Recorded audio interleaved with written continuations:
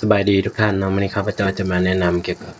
การนำใช้โปรแกรม ECIT เนาะถือว่าในบทก่อนข้าพเจ้าได้แนะนำไปแล้วเกี่ยวกับหน้าที่ของโปรแกรมดังกล่าวนี้เนาะโดยท่านสามารถเข้ามาเว็บไซต์แล้วก็สามารถกดเข้าเบิ่งได้นะวิดีโอนะ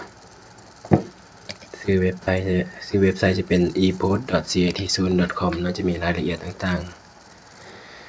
ครับโปรแกรมดังกล่าวนี่เป็นโปรแกรมคุ้มครองและจัดการบริหารธุรกิจการขายเนาะท่านเนาะโดยท่านสามารถนำไซต์ได้แต่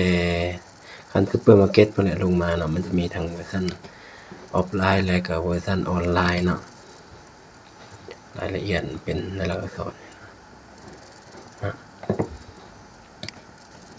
ในวันนี้ข้าพเจ้าจะมาแนะนำเกี่ยวกับการนำไซต์เนาะการเข้าบทเรียนไปเนาะอันที่1ข้าพเจ้าหลังจากที่ติดตั้งโปรแกรมไปแล้วเนาะแม่นเราต้องได้มีสินค้าเนาะสินค้าก่อนเนาะหลังจากนั้นจึงไปลงสร้างสินค้าเนาะหลังจากนั้นจึงจัดการการขายจึงเกี่ยวพันกับลูกค้าเนาะเวลาลงสร้างสินค้ามันจะมีผู้จำหน่ายนำเนาะตัวอย่างว่าซื้อสินค้าจากทางใดเนาะแต่วันนี้ข้าพเจ้าจะมาแนะนำเกี่ยวกับสินค้าเนาะตัวนี้จะเป็นเวอร์ชันเดโมเนาะท่านสามารถเข้าไปทดลองนำไซต์ได้เนาะสินค้าเนาะ อันแรกๆแม่นเราจะต้องได้ไปจัดการหมวดหมู่แล้วกลุ่มให้สินค้านี้ก่อนเนาะเพื่อว่าจัดเรียงสินค้าออกเป็นหมวดหมู่แล้วเป็นกลุ่มรายละเอียดเนาะแต่อย่างว่ามันจะมี2กลุ่มเนาะกลุ่ม iPhone กับกลุ่มเครื่องใช้นะเครื่องใช้ของน้องลองติ๊กเฉพาะนะแต่ iPhone มันอยู่ในกลุ่มของโทรศัพท์เนาะจะมีย่อยนะของจอนปิดเดย์นะพิเตอร์เดย์เนาะสามารถจัดการได้โดยเราสามารถเพิ่มได้เนาะตัวอย่างว่าเราสามารถเพิ่มเลยครับกดเข้านี่เนาะวิธีเพิ่มกดเข้าไปเลยซื้อกลุ่มเป็นอย่างตัวอย่างว่าเราไปเพิ่มกลุ่มใหม่เนาะใช้ครัวเรือนเครื่องใช้ในงานเนาะใช่ครับตัวนี้นี่จะเป็นกลุ่มลักเนาะเราสร้างกับอันนี้ถ้าเราจะเลือกเป็นกลุ่มของลูกค้าก็ได้เครื่องใช้ของเรือนนี่เนาะอย่างเฟอร์นิเจอร์ประเภทเครื่องใช้ในครัวเรือนเนาะเลือกเอาเนาะถ้าเราบ่เลือกเอาเขาก็ว่าเนาะวางเป้าเนาะกดสำเร็จเนาะเนี่ยเฟอร์นิเจอร์ขึ้นมาเลยเนาะอันนั้นเป็นการเพิ่มใหม่เนาะเราก็สามารถดัดแก้ได้โดยที่ว่าเราไปเลือกเอากลุ่มนั้นแล้วก็กดเอากลุ่ม2นี่เนาะแต่อย่างว่ากลุ่มลักก็เลือกกลุ่มลักจะเป็นใช้โครงงานเนาะเฟอร์นิเจอร์เนาะแล้วก็กดสำเร็จมันจะมีอยู่ในนี้เลยเนาะเราสามารถจัดการได้แต่อย่างเราจะปรับตัวนี้เข้าไปในนี่ก็ได้เนาะเราก็ไปกดเข้าแก้ไขเนาะคลิกเอาตอนนี้มันเราเลือกอยู่โทรศัพท์มันจะออกมาตลอดนะเราเลือกทั้งหมดเห็นปะ2ตัวนี้หลังจากนั้นเราสามารถสร้างย่อยๆลงมาได้เนาะ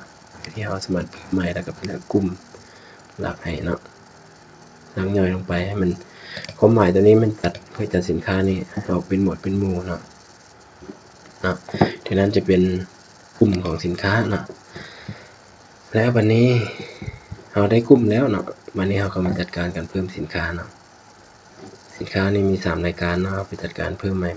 เพิ่มนะมันจะปรากฏหน้าต่างเพิ่มสินค้าตัวนี้ขึ้นมาเนาะเราก็ไปใส่ข้อมูลรายละเอียด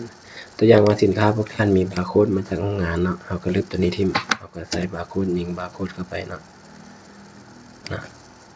นะครับตัวนี้นะตัวอย่างกดเข้ามานี่เนาะรีบเอาโหลดเวลาท่านจัดการขายท่านก็ไปยิงบาร์โค้ดเพราะท่านเห็นคือซูเปอร์มาร์เก็ตเนาะที่ว่าเขาจะจับบาร์โค้ดจับสินค้ามันยิงติดอ่อนก็บาร์โค้ดตัวเดียวนะวิธีสังเกตบาร์โค้ดตัวนี้ให้เบิ่งเนาะเอา2สินค้ามาเทียบกันถ้าว่าบาร์โค้ดคือกันแม่นไซต์ตัวนั้นเนาะเพราะส่วนใหญ่เขาจะคุ้มของสินค้าแม่นเอาคุ้มของจำนวนเนาะเวลาเขาขายไปนะบ่หมายความว่าเอาไปเอาเลขซีเรียลมาเลยเนาะตัวนี้ต้องเป็นเลขพินมันเนาะเป็นเลขพินนะ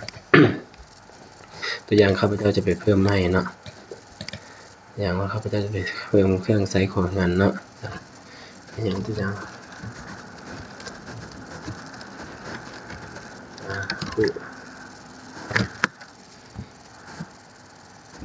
5 ลิตรนะมันจุได้5 ลิตรเนาะ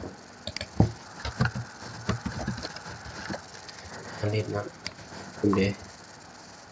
ไซส์ของงานนี่เครื่องไซส์ในงานเนาะแล้วแต่เนาะอันนี้มันข้าพเจ้ายกให้เป็นตัวอย่างสิเนาะตัวอย่างก็จัดอยู่ในกลุ่มนี้ซะรูปภาพที่ท่านมีก็เลือกเอาเนาะวันนี้ยอดเหลือต่ำสุดอยู่ในฉากแล้วเท่าใดใช่ไหมตัวนี้บ่ฟ้าใส่ก็ได้เนาะบ่เป็นหยังราคาซื้อมาที่คู่ตัวนี้เราซื้อมา25,000เอาไปขายเท่าใด35,000มีอากรบ่เนาะอากรตัวนี้อากรค่าเพิ่มเนาะตัวอย่างว่ามีอากร 10% เราก็ใส่เนาะก็แล้วแต่บางส่วนเราจะไล่เป็นอากรนอกบ่อย่างต่างๆก็แล้วแต่เนาะขนาดเดอยากใส่ก็ใส่เนาะสีสันเนี่ยดำมีดำมีแดงเนาะสีดำนี่เป็นหน่วยเนาะกูเนี่ยเป็นหน่วยนะครับถือว่าเพิ่มข้อมูลให้ละเอียดครบถ้วนนะครับหลังจากนั้นก็กดสำเร็จนะนี่ข้างบนเราจะมีเนาะอันนี้มันสินค้าเนาะกลุ่มในเครื่องใช้ของงานสมมติเราไปเบิ่งแต่เครื่องใช้ของงานเด้เครื่องใช้ในงานเนาะนี่มันจะมีแต่ตัวเดียวนี่นะเครื่องใช้ของงานเด้มาจะมี2ของหมายตัวนี้ก็อยู่ในลูกของตัวนี้เนาะนี่ก็สามารถเพิ่มสินค้าได้เนาะสิ่งสำคัญที่สุดเนาะถ้าท่านเฮ็ดไปแล้วนะถ้าไม่มีปัญหาอย่างเนาะท่านสามารถลบทิ่มได้แล้วก็แก้ไขได้ส่วนใหญ่จะไปแก้ไขเอานะอย่าลืมว่ารหัสสินค้านี้ถ้าว่าท่านใส่กับบาร์โค้ดของงานมันให้ท่านเป็นรหัสนี้ยิงรหัสบาร์โค้ดของสินค้าที่มาจากโรงงานให้เขาเนาะแล้วก็กดสำเร็จนะแต่นั้นเป็นวิธีแนะนำเกี่ยวกับการนำใช้เมนูสินค้าเนาะ